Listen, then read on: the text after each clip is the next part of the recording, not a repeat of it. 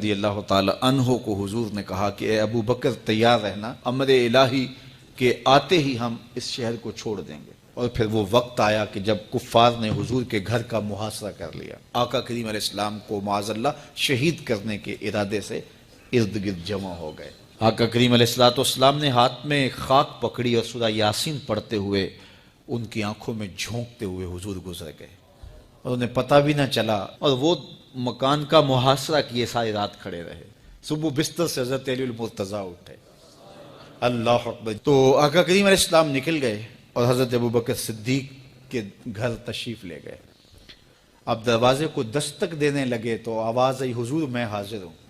حضرت ابو بکر صدیق تیار کھڑے تھے، تو کہا ابو بکر تم تیار ہو؟ کہا حضور آپ نے کہا نہیں تھا کہ تیار رہنا، کبھی ہجرت کا حکم آ سکتا ہے، تو میں تو اس دن سے ہی تیار رہتا ہوں کہ کب حضور آئیں اور جو فرمائیں میں وہی کروں۔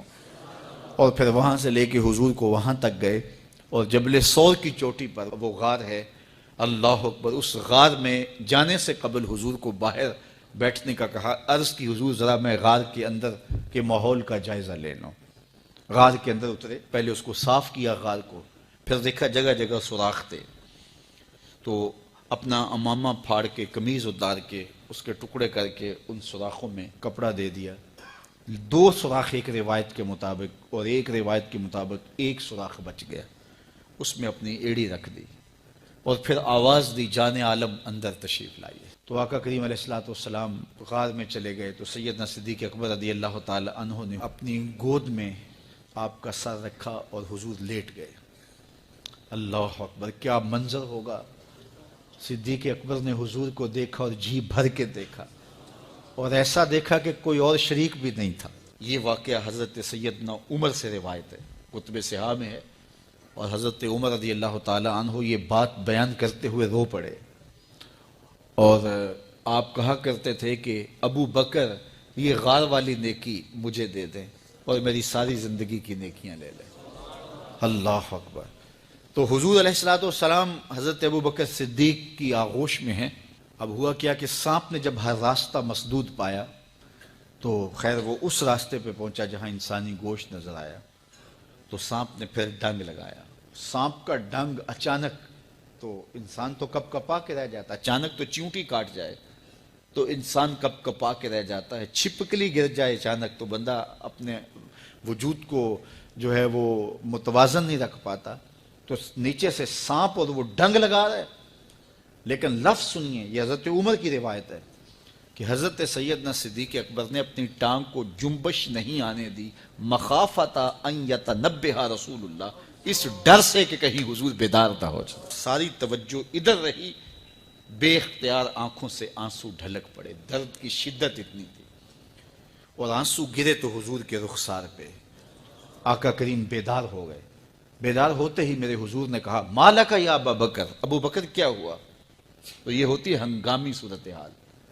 ہنگامی صورتحال میں کسی کو پکاریں یا کسی کو کوئی جواب دیں تو مروجہ آداب کی رعایت کے ساتھ جو لفظ بولے جاتے ہیں وہ ترک کرنے پڑتے ہیں۔ اس مائک میں کرنٹ تھا تو میں قریب ہونے لگا، تو آپ نے مجھے متنبہ کرنا تھا، تو میرے ساتھ آپ بہت پیار کرتے ہیں، بہت محبت کرتے ہیں، تو آپ نے اگر مجھے یہ بتانا ہو کہ اس میں کرنٹ ہے اور اگر آپ نے منہ قریب کر لیا تو آپ کو نقصان پہنچ سکتا ہے، تو میرے نام کے ساتھ 20 القاب لیں گے؟ آپ نہیں لیں گے، آپ جلدی جلدی جو ہے وہ مجھے کہیں گے جناب یہاں کرنٹ ہے، تو میں یہیں سے رک جاؤں گا۔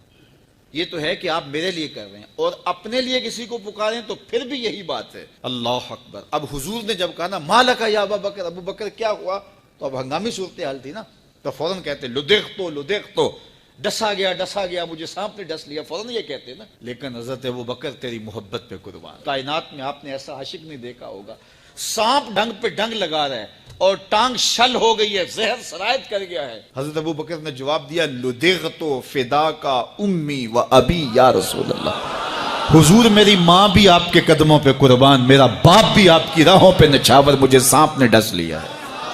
تو اس مشکل وقت کے اندر بھی ادب کا کرینہ نہیں چھوڑا۔ جب معراج کا واقعہ ہوا تو یہ بہت عجیب و غریب واقعہ تھا۔ تو آقا کریم نے جب اعلان کیا کہ بتایا کہ اللہ نے یوں مجھے خلوتوں میں بلایا، تو قریش نے سمجھا کہ اس سے بڑھ کر اور موقع کیا ملے گا پراپیگنڈے کا۔ تو کہا ابو بکر کوئی نئی بات سنی ہے؟ کہا تم سنا دو۔ کہا اگر کوئی کہے کہ رات کی مختصر تنہائی میں مسجد حرام سے مسجد اقصیٰ تک پہنچا ہوں، پھر وہاں سے واپس بھی آ گیا ہوں، تو بات ماننے میں آتی ہے؟ آپ نے برجستہ کہا بالکل ماننے میں نہیں آتی۔ اتنے مختصر وقت میں مسجد اقصیٰ جائے اور پھر پلٹ کے بھی آ جائے، کم از کم 2 ماہ چاہیے۔ 1 مہینہ جاتے ہوئے لگتا ہے، 1 مہینہ آتے ہوئے لگتا ہے، کوئی چھو کے بھی آئے تو 2 ماہ چاہیے۔ تو سمجھا کہ لوہا خوب گرم ہو گیا، اب چوٹ ٹکانے پہ بیٹھے گے۔ کہا ماننے میں نہیں نہ آتی؟ کہا بالکل نہیں ماننے میں آتی۔ تو کہا پھر تیرا یار ہی تو کہتا ہے۔ تو حضرت ابو بکر صدیق نے فرمایا وہ واقعی کہتے ہیں؟ ہاں ہاں ہاں انہی کا کہنا ہے۔ تو حضرت ابو بکر بولے لئن قالہ فقد صدق فاصدقہ، اگر انہوں نے کہا ہے تو سچ کہا ہے، میں تصدیق کرتا ہوں۔ کہا ابھی تو تم کہہ رہے تھے کوئی کہے تو ماننے میں نہیں آتا، کہا کوئی کہے تو اب بھی نہیں مانوں گا، وہ اس سے بھی عجیب کہے تو مان لوں گا۔ اللہ اکبر۔ فَبِذَلِكَ سُمِّيَ صدیق، علماء نے لکھا یہ وہ وجہ تھی جس کی وجہ سے آپ کو صدیق پکارا جانے لگا۔ معراج کی تصدیق کی اور صدیق کہلائے۔ صدیق تصدیق سے بھی ہے، اور ساری زندگی آپ نے جھوٹ زبان پہ نہیں آنے دیا۔ آپ کی طبع میں جو صداقت رچی بسی تھی، بلکہ ایک مشکل وقت آیا آپ پر، وہ جب حضور علیہ السلام کو اللہ کا حکم ہوا اور ہجرت کر کے حضور مکہ سے مدینہ کی طرف عازم سفر ہوئے، تو حضرت سیدنا صدیق اکبر رضی اللہ تعالیٰ عنہ ساتھ تھے۔ مکہ المکرمہ سے جو مدینہ المنورہ ہے وہ شمال کی جانب ہے، اور غار ثور مکہ المکرمہ سے جنوب کی سمت ہے۔ تو آقا کریم علیہ السلام نے سفر کرنا تھا مدینہ شریف کا، تو شمال کی سمت نہیں گئے بلکہ وہاں سے سفر جنوب کی جانب کیا، اور پھر وہاں سے حضور جو ہے وہ 3 دن گزارنے کے بعد مدینہ المنورہ کی جانب روانہ ہوئے۔ یہ سارے ادھر ڈھونڈتے تھکتے رہے، اور حضور وہاں آرام کرتے رہے، اور 3 دن کے بعد جب ڈھونڈ کے ان کو کچھ نہ ملا، تو آقا کریم وہاں سے نکلے اور سیدھا مدینہ المنورہ کی جانب عازم سفر ہوئے۔ انہوں نے 100 سرخ اونٹ حضور کی گرفتاری کے لیے انعام رکھا ہوا تھا۔ تو مختلف قبائل کے لوگ حضور کو ڈھونڈنے کے لیے نکلے تھے کہ بہت بڑا انعام ہے، 100 سرخ اونٹ ملیں گے۔ ایسے لوگ بھی تلاش کر رہے تھے جو حضور کو جانتے نہیں تھے۔ تو راستے کے اندر حضرت ابو بکر صدیق سے کوئی شخص ملا، اور اسے شک پڑا کہ جن کو میں ڈھونڈ رہا ہوں کہ وہ کہیں یہی نہ ہو۔ تو اس نے حضرت ابو بکر صدیق سے پوچھا آپ کا نام؟ تو انہوں نے کہا میرا نام عبداللہ ہے، ابو بکر ہوں۔ تو اس نے پھر حضور کا پوچھا۔ اب حضور کو وہ ڈھونڈ رہے ہیں۔ آج امتحان آیا نا، صدیق اکبر کی صداقت کا امتحان آ گیا اور عشق کا امتحان آ گیا۔ اگر کہیں یہ حضور ہیں تو عشق گوارا نہیں کرتا کہ یہ گرفتاری عمل میں آئے، اور اگر کہیں کہ یہ حضور نہیں ہیں تو ابو بکر صدیق کیسے رہیں گے؟ آج کل تو وہ سڑکیں بن گئی ہیں اور سائن لگے ہوئے ہیں، آپ اکیلے یہاں سے نکلیں تو جہاں جانا چاہیں خود جا سکتے ہیں۔ اس وقت تو پہاڑی راستے ہوتے تھے، یا تو لوگ قافلوں کے ساتھ چلتے تھے، اور اگر کسی کو ہنگامی طور پہ اکیلے جانا پڑتا تو وہ گائیڈ ساتھ لیتا جو راستے بتاتا۔ اس کو عربی میں ہادی کہتے ہیں، ہادی، رہنما، گائیڈ جو راستہ بتاتا۔ تو حضرت ابو بکر صدیق سے اس نے پوچھا یہ کون ہے آپ کے ساتھ؟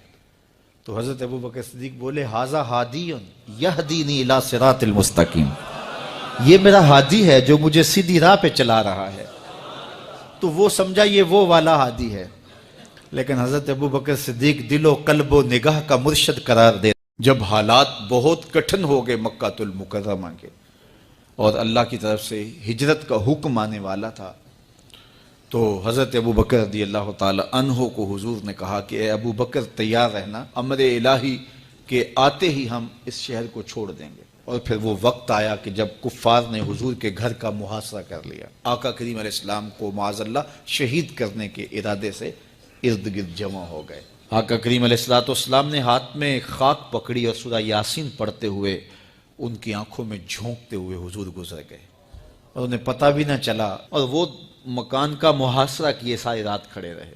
صبح بستر سے حضرت علی المرتضیٰ اٹھے، اللہ اکبر۔ تو آقا کریم علیہ السلام نکل گئے اور حضرت ابوبکر صدیق کے گھر تشریف لے گئے۔